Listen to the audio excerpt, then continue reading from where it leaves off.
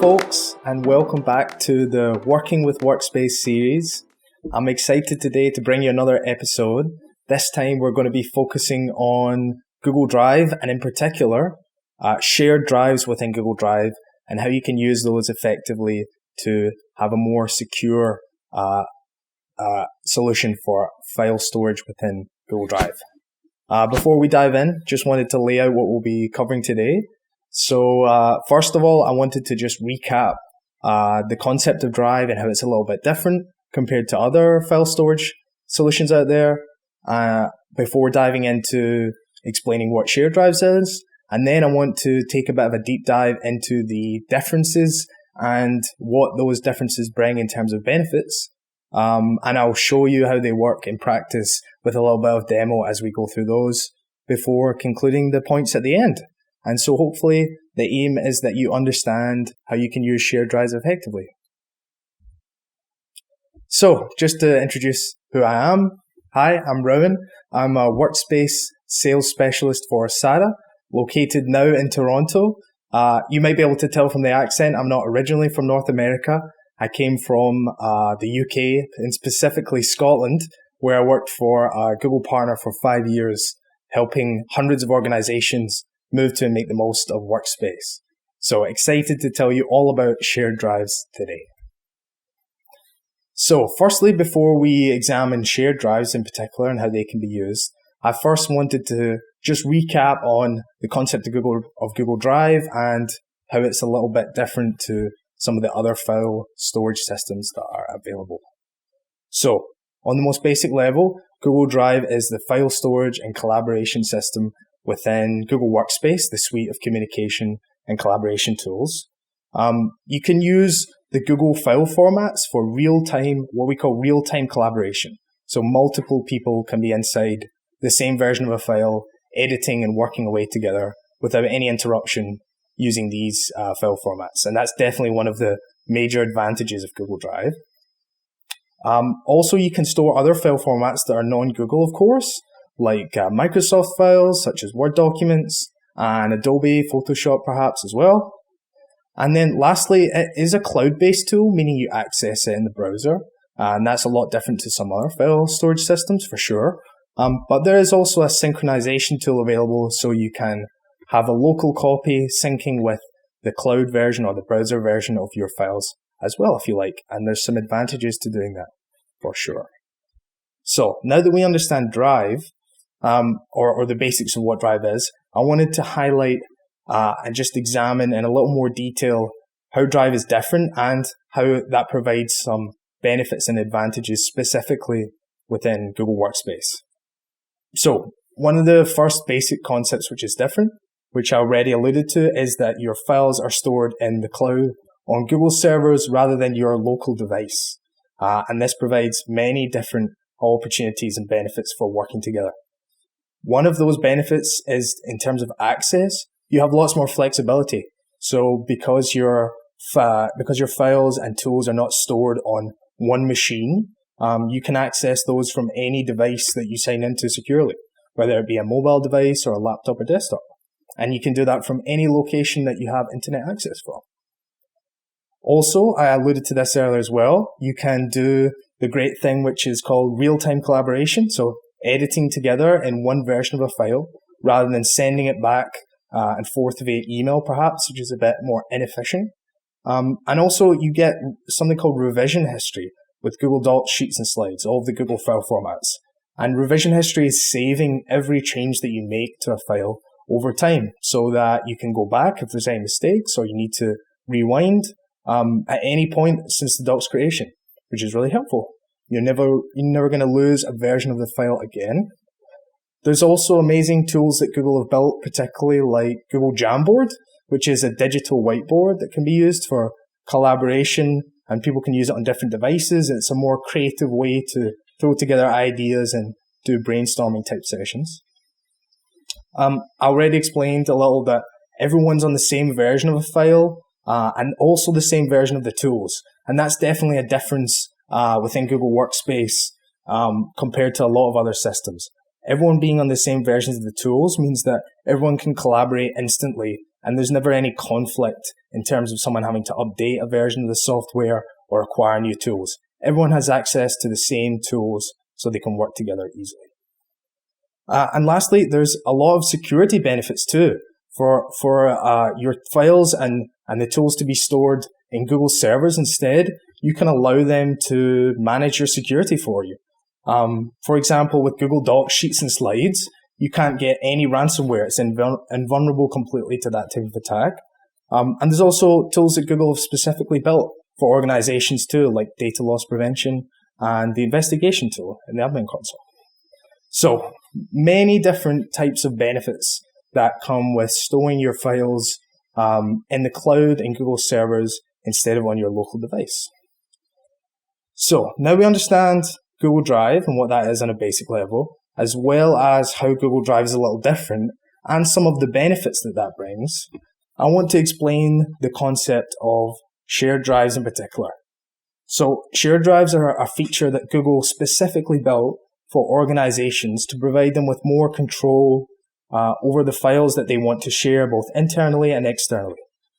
So some of the benefits that come with your files being stored in the cloud in terms of openness and easy collaboration, they come with the potential cost of security risk and oversharing.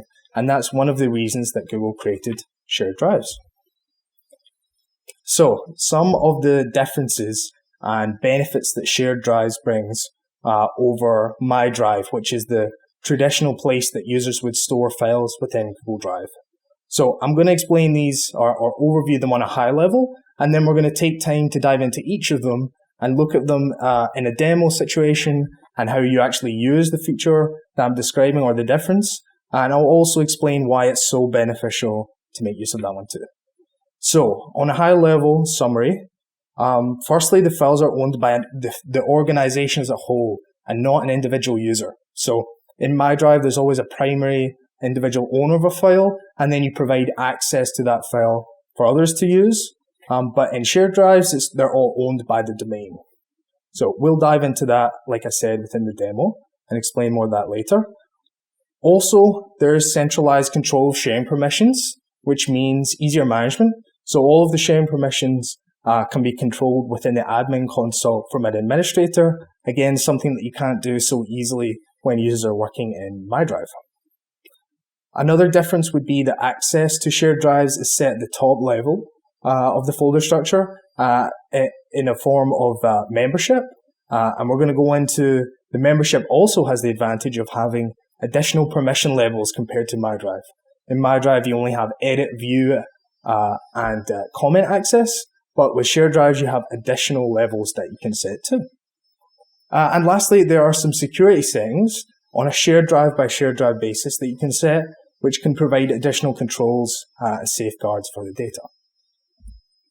So let's jump into the first feature and really explore what this means and some of the benefits that it brings. So the first thing that I mentioned was that the files, instead of being owned by an individual user, they're owned by the organization as a whole. So here we are in my Google Drive. And the first thing I'm going to do is on the left-hand side, you'll see we have the shared drive section, which I can click on. And there's a couple here that I've created already. But for this example, I'm going to right-click on the shared drive section and create a new demo shared drive. And let's click create. So we've now created a new shared drive, as easy as that. And I'm going to show you how to add members and the different permission levels shortly. But for the first thing we should do, let me create a new document. And this is going to demonstrate that the file becomes owned by the domain and not me as an individual user, even though I've created it. So let's just call this test.doc. And that's now been saved. So if I go back to the shared drive, you'll see that we have this test.doc created, and yet when I go to share, it's not listed as me being the owner of the file. Instead, I'm just an editor. As soon as I've created this file, and this also works when you upload files to a shared drive too, any files within there, they instantly get owned by the domain on creation or moving it into the shared drive. And this definitely brings some great benefits in terms of ease of onboarding and offboarding. So I'm going to show you how the membership and access works, but instead of having to migrate a user's files from one account to another, because they're already owned by the domain and not an individual user, I can simply just remove their access to those files and provide it to a new user as required. Instead of having to migrate data around, it's simply removing and adding access, which is far, far easier. So that would be the first difference to highlight between MyDrive and shared drives, is that files are owned by the domain as a whole instead of individual users, and that allows for much easier onboarding and offboarding. So the next difference between MyDrive and shared drive is that you have centralized control of the permissions as an administrator, which is not something that you have when users are working in the MyDrive area. So again, if I go to my demo account, and this time I go to the admin console instead, if I go to apps and then Google Workspace and Drive and Docs, you'll see that you find a Manage Shared Drive section within here. And this actually lists all of the shared drives across the domain that have been created by any user. It's very, very difficult to get insight into a user's MyDrive, and of course, very difficult to manage across the full domain. But with this list, I get to see all of the shared drives that have been created. I get to see the storage that have been used, who it was created by, some other information. But critically, I also get to be able to manage the membership, the settings, and I can also delete and restore shared drives from here as well. So having this ability to centrally manage the files in this way and see them all across the whole domain in one place is definitely a huge advantage compared to working in MyDrive. You have much more control as an administrator to oversee what's going on, make changes, and do anything you need to do. So that would be another great advantage of using shared drives, the centralized administration compared to MyDrive. On to one of the biggest differences now, and one of the most exciting ones because it provides such excellent opportunities to control the file sharing in a much more secure way, is the different access levels or permissions that you have within shared drive, which give you great amounts of flexibility compared to the MyDrive options. And go to Drive here. And now I'm going to show you how the access permissions are set in shared drives. So if we click this drop down, we see the first option here would be Manage Members. And if I click on that, I'm just going to use my own membership here as an example. When I click this drop down, this is what sets the level of membership that I have. And you'll see that compared to MyDrive, where you only have viewer, commenter, or editor, I have additional options here that don't normally show in that section. So as well as the normal viewer and commenter roles, I also have 3 additional ones: contributor, content manager, and manager. And these are increasing in level of permission they provide. So the manager has absolutely all permissions within the shared drive. They can reshare onto other people. They can manage the settings, the security settings with the shared drive, and manage all the content, move things around, delete, etc. One level down from that would be Content Manager. So these users, or members, I should say, are able to change the content in any way they like, add, edit, move, and delete files, but they cannot add additional people on as members or change the security settings for the shared drive. And then one level down from that, I think probably the most useful level that's being created and one of the most common use cases for using shared drive is to provide contributor member access. And that level allows users to edit files that are there and add new ones that they own, upload or create new ones, but they can't change the structure in any way. They can't remove or add new people or change the security settings of the shared drive. So it almost provides an edit-like ability with the files and content that's there and the ability to add new without any of the need for changing the permissions on the files or the structure in any way, which is a really nice level to be able to give maybe in a contractor type situation that a lot of the organizations we work with often find themselves in. So these additional levels of permissions that can be set provide a lot more flexibility and ability to securely control what files are being shared in a way that's a lot more granular than just view, comment, or edit. We have these additional rules too. Okay, on to security settings per shared drive then. So one of the additional security benefits that shared drives provides over my drive is 3 key security settings that you can set on each individual shared drive that control the amount of access that the members within the shared drive have. So again, let's go into my demo account and have a look at those. With using the new demo shared drive that I've created, if I click the drop down here and go to shared drive settings, you will see the 3 security settings that I was referencing here. So the first one here is to allow external users outside of my workspace domain to access the files. So if I untick this option, it means that only people within my organization can interact or be a member of the shared drive, which is definitely something that you'd want to set unless there's a need for external collaboration. Very helpful indeed. The next one down from that is even if you can share individual files within a shared drive to non-members. So this middle option is allowing the restriction of that. So it would set the membership or access to the files in a shared drive to only the members listed at the top level only, which again is very helpful. Sometimes you need the flexibility of being able to share individual files within the shared drive with non-members, but if this isn't a requirement, yet again you have an option to lock down that unnecessary access and provide much more security around those files. And the last option, again, very, very helpful for the viewer and commenter members. You can restrict their ability to download, print, and copy the files. So if you're worried about accidental or malicious data loss, then this would be a great way to control against that and not allow copying, printing, or downloading to happen. So these 3 additional security controls are a great way to add more and more protection around potentially sensitive files that are being shared and protect yourself.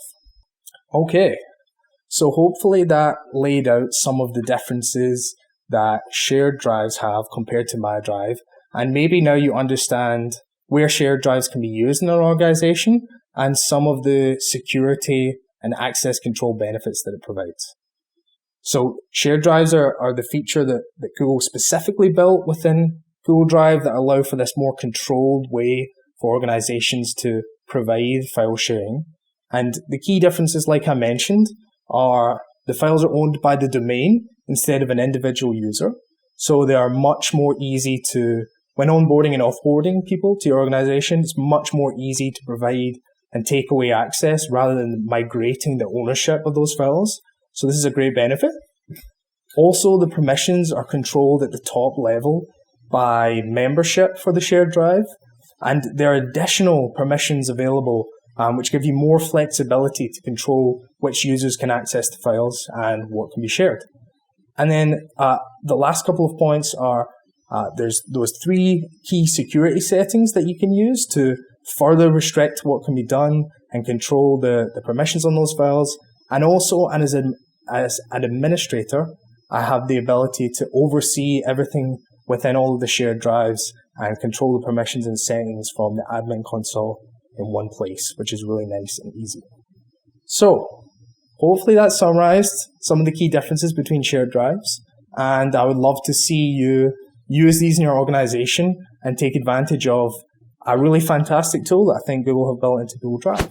Thank you for taking some time to listen, and I look forward to seeing you on a future Working with Workspace episode. Thank you.